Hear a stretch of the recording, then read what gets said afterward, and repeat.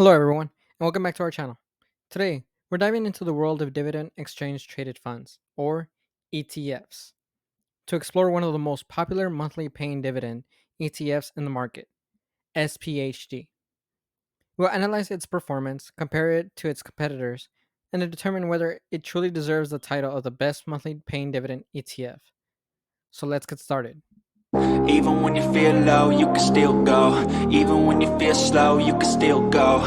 Even when there's no hope, you can still go. I never answer to no, man, I still. For those of you who may not be familiar, SPHD is a ticker symbol for the Invesco S&P 500 High Dividend Low Volatility ETF.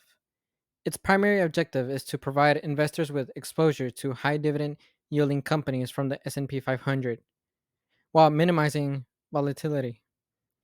SPHD aims to achieve this by employing a rules-based methodology, selecting the 50 least volatile high dividend yielding stocks from the S&P 500. Let's take a closer look at SPHD's performance over the last 5 years. If you see on any chart for SPHD has generated consistent income for investors through its monthly dividend payouts.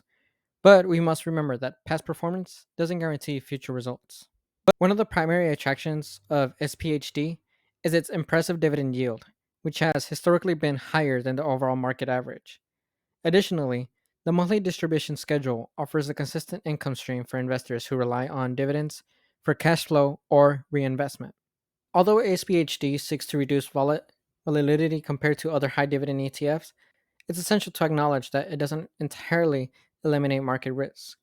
Like any investment, SPHD is subject to market fluctuations and potential downturns. When considering any ETF, it's crucial to evaluate its cost structure.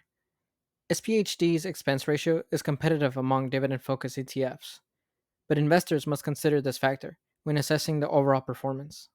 While SPHD is a popular choice, it's essential to diversify your investments across various asset classes and sectors. There are other dividend ETFs that may suit your risk tolerance and investment goals a lot better. In conclusion, SPHD is undeniably a compelling option for investors seeking monthly dividend income with lower volatility. Its historical performance and high dividend yield make it an attractive choice. However, the best ETF for you ultimately depends on your unique financial goals, risk tolerance, and portfolio diversification strategy.